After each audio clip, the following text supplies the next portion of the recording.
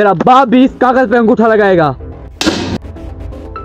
अगर तूने इस कागज पे अंगूठा ना लगाया तो मैं तुझे जिंदा जला दूंगा। चौधरी साहब खुदारा ऐसा ना करें, आप तो जानते ही हैं मेरे पास सारी जिंदगी की जमा पूंजी एक यही जमीन का टुकड़ा है। क्या कहा? छोटा सा जमीन का टुकड़ा? मुझे हर हाल में यही जमीन का टुकड़ा चाहिए, इसके लिए मुझे आपकी जान ही क्यों ना लेनी पड़े। चौधरी साहब ये जमीन का टुकड़ा अगर मैं आपके नाम कर दूं तो मेरे बच्चे भूख से मर जाएंगे। आप तो जानते हैं मैं गरीब किसान हूँ। मैं यहाँ तुम्हारी बकवास सुनने नहीं आया। अब मुझे लग रहा है तुमको जलाने के बाद ही ये जमीन मेरे नाम होगी। चौधरी साहब मुझे ना जलाएं, चौधरी साहब मुझे ना जलाएं, मैं कागजात पर अंगूठा लगाने के लिए तैयार हूँ। चौधरी साहब मेरे हाथ खोलें।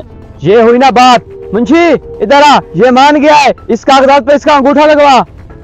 अच्छा मान गया, मैं आया चौधरी साहब।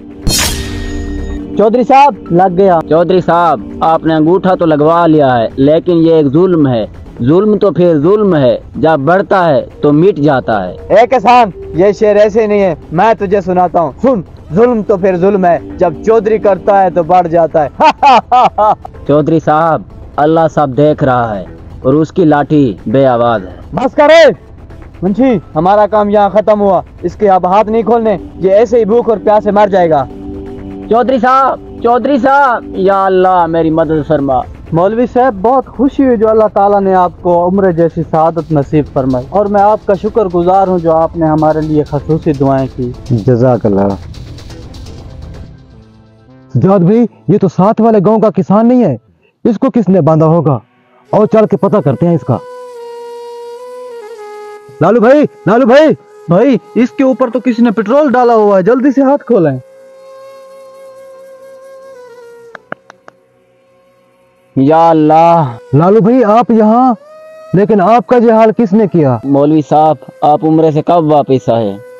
चौधरी साहब के अलावा ये मेरा हाल कौन कर सकता है? पर उसने आपके साथ ऐसा क्यों किया? आखिर कोई तो वजह होगी। मौलवी साहब वही जमीन का छोटा सा टुकड़ा जिसके पीछे चौधरी कब से लगा हुआ था और आज जबरदस्ती अपने नाम करवा दिया। मौलवी साहब चौधरी सकले के दिन ब दिन जुल्म बढ़ते ही जा रहे हैं, हमें इसका कोई ना कोई हल निकालना पड़ेगा। क्यों ना हम पुलिस में कंप्लेन करें। अरे सजाद भाई क्या बात कर रहे हो? पुलिस उसका कुछ नहीं बिगाड़ सकती। आप मुझे कुछ टाइम दें, मैं उससे बात करता हूँ, वो जरूर इंशाल्लाह इसके जमीन के कागजात वापस कर देगा। आपका बहुत शुक्रिया।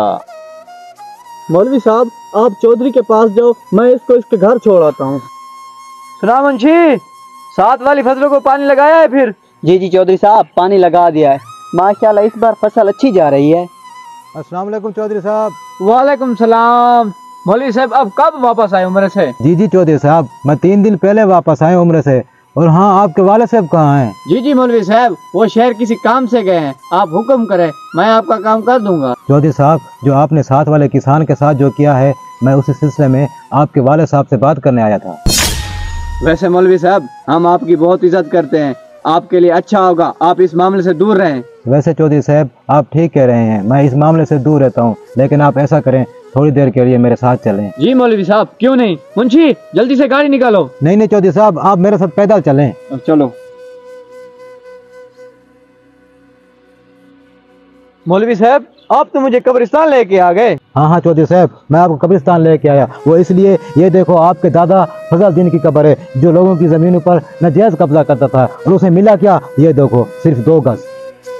और हाँ चौधरी साहब मैं आपको यहाँ एहसास दिलाने के लिए लेके आया था, क्योंकि आप लोगों की ज़मीनों पर जितना भी कब्जा कर लें आपको मिलनी सिर्फ 2 गज ज़मीन का टुकड़ा है। चौधरी साहब आप अल्लाह की पकड़ से डरें, जब अल्लाह की पकड़ होती है ना तो बड़े बड़ों की अकड़ निकल जाती है। मौलवी साहब आप मुझे यहाँ ना लाते, शायद मुझे आज एहसास ना होता। ये लो उस गरीब किसान के कागज, उसे दे देना। आज मैं अपने रब से तौबा करने जा रहा हूँ। जिसने किसी की ज़मीन पर कब्जा किया, क़यामत वाले दिन वही ज़मीन का टुकड़ा उसके गले में तोक पहना कर डाल दिया जाएगा।